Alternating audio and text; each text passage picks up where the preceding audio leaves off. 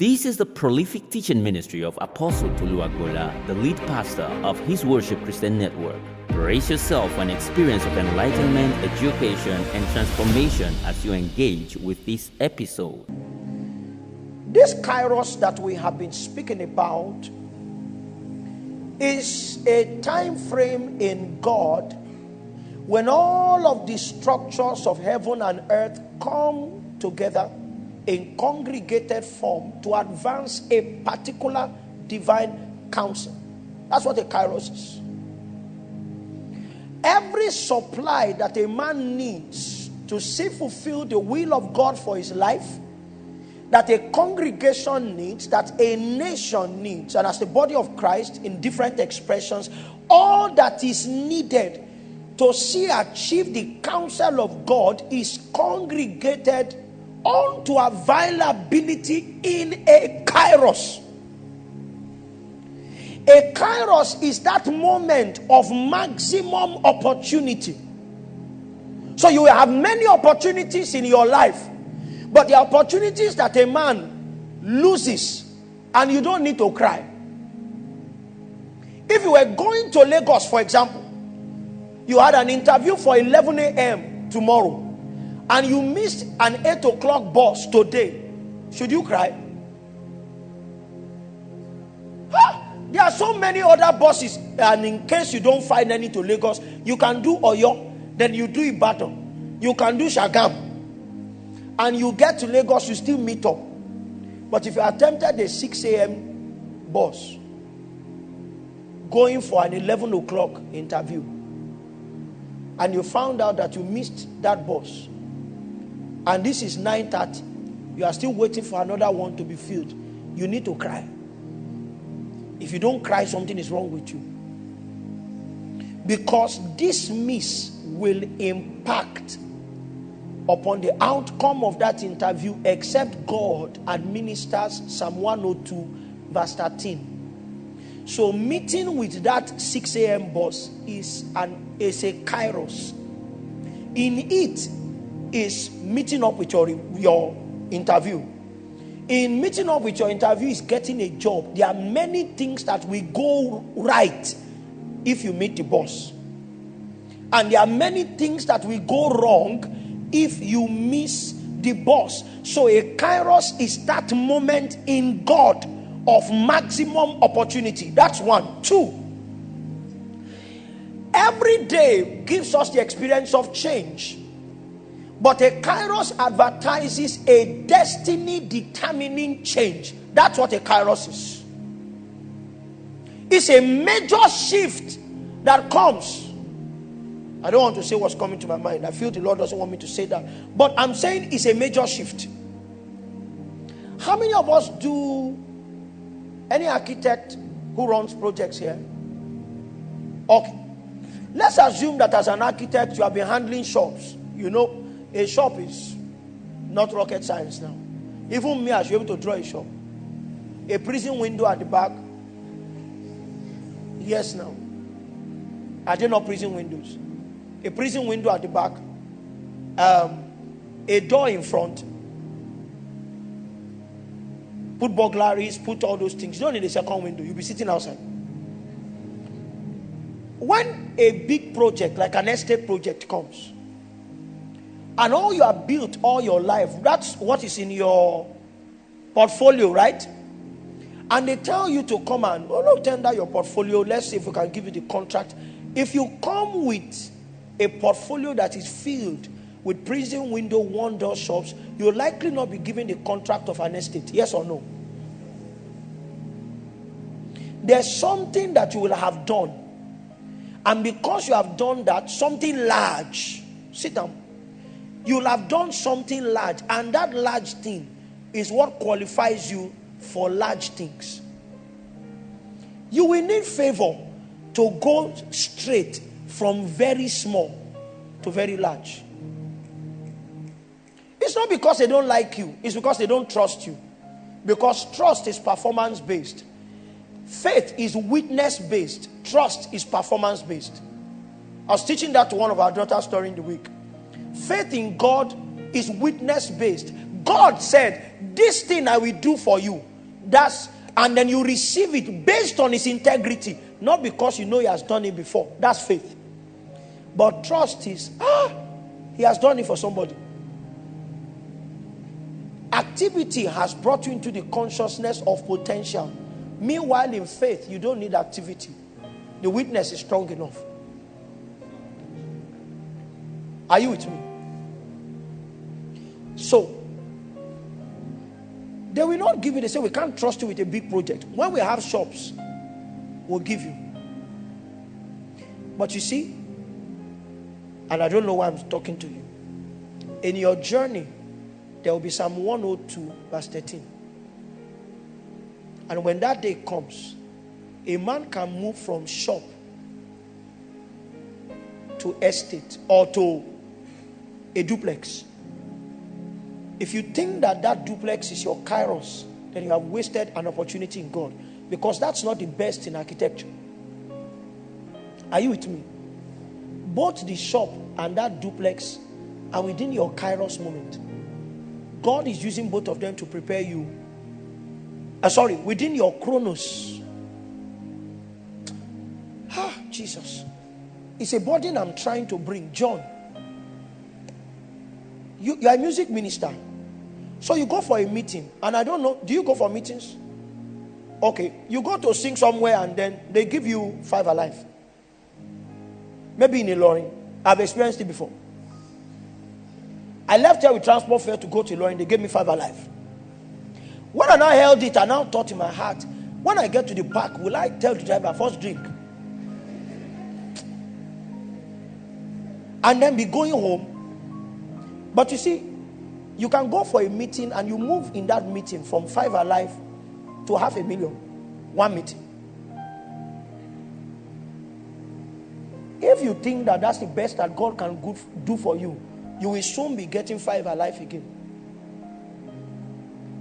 Because I'm not saying administration is about money. I'm just using the finance to show levels of growth. Are you with me? Oh. Okay, don't like that example. Everybody doesn't like money here. It's good.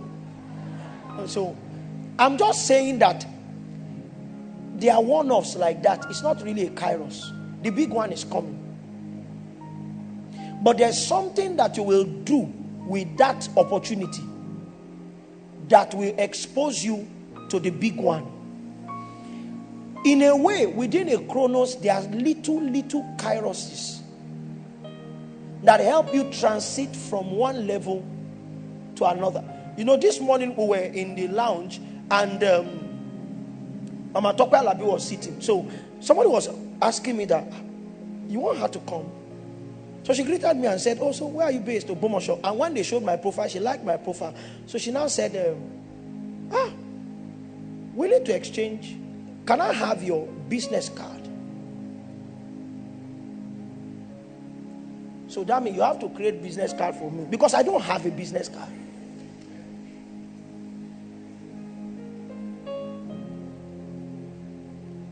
Can I have your business card? I had not preached. I spoke a few lines. We need to talk. I didn't even have time to exchange numbers. I didn't feel, may God give understanding. I honor her a lot. I honor her a lot.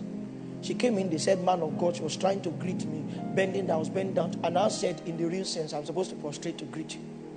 You have been a massive blessing.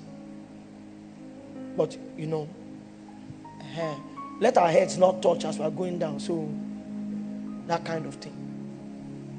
But I didn't have a business card. I don't feel bad. But somebody may need to feel bad. It may be somebody's gate.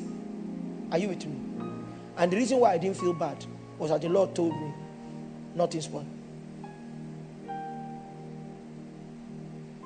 For somebody, that could be destiny.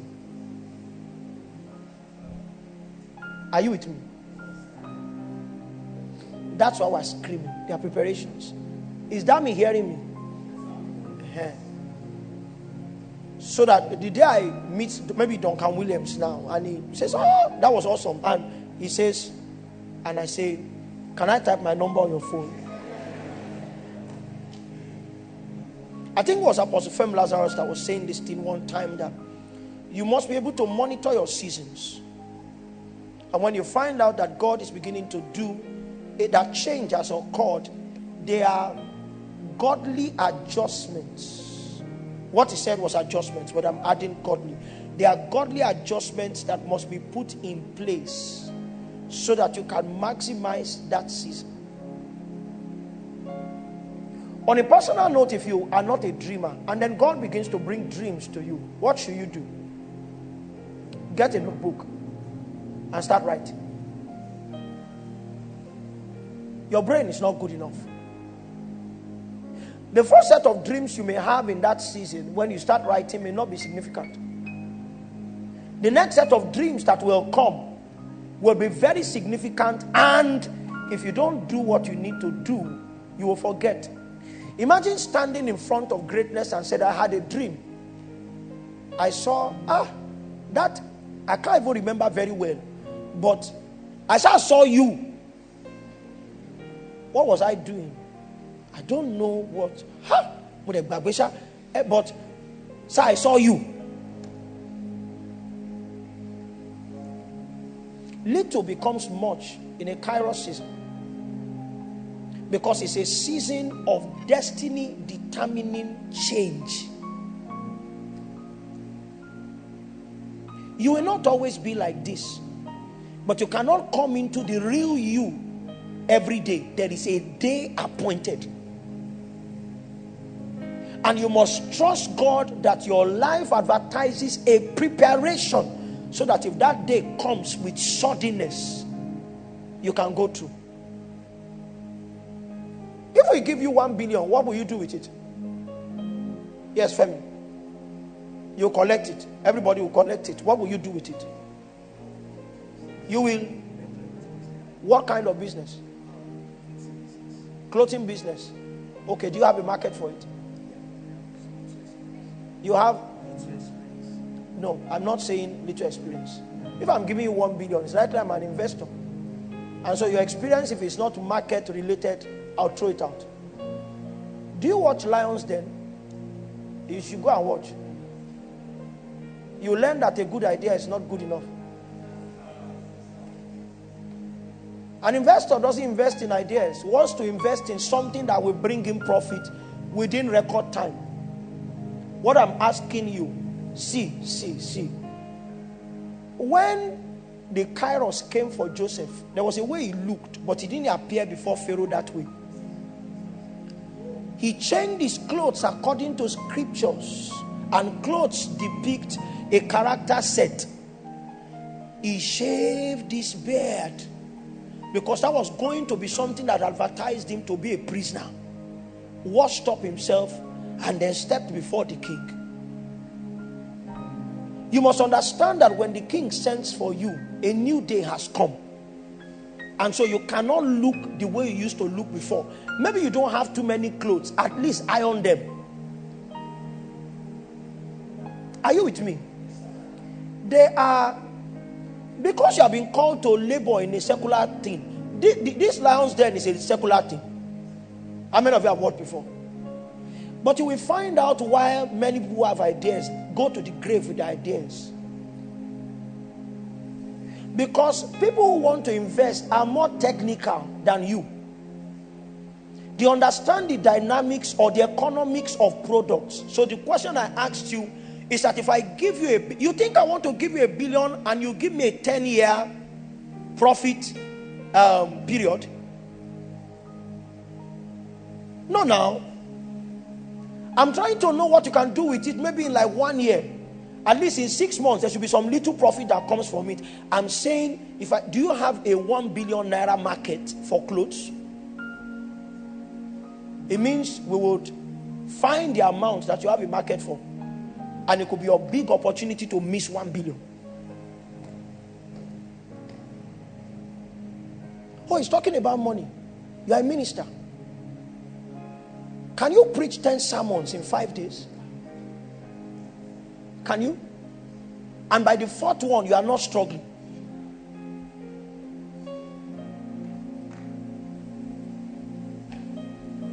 What if that's your make opportunity? That on the first day of the conference, the one who will lift destiny does not come. He comes in day 5.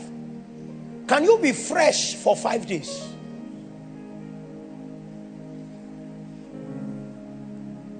Maybe you are called to the ministry of prayer. Can you lead prayer for 7 hours? Because the one that will see you and will help you will come in the 6th hour. Can you, as a worshiper, can you connect people to God and do it for 8 hours? Because the one that God is sending you into, Satan has planned that the person will stay in the hold up for 5 hours. And by the 6th hour, you are tired. You can no longer reach heaven. You have become either tired physically or spiritually laden. Arrogance, pride, seeing what is happening to the people, or trying to mark a guy who is not shaking to your music. Say, this guy, you are not singing, you are not singing. It's at that time you are insulting that person that the person came. Can you be focused? Maybe God has given you an assignment. Can you stay true to that assignment for 3 years? Because it is in the 3rd year that God will come to check and be rewarded. Can you be true? These are the things we are speaking about. You need staying power to wait until he comes. Because he comes as a king, and that means that he will not come when you want him to come. He will come in the set time that he has arranged to come. And if you cannot stay till that time, you will have wasted your efforts. This is the prolific teaching ministry of Apostle Tolu Agboola, the lead pastor of His Worship Christian Network. Brace yourself for an experience of enlightenment, education, and transformation as you engage with this episode.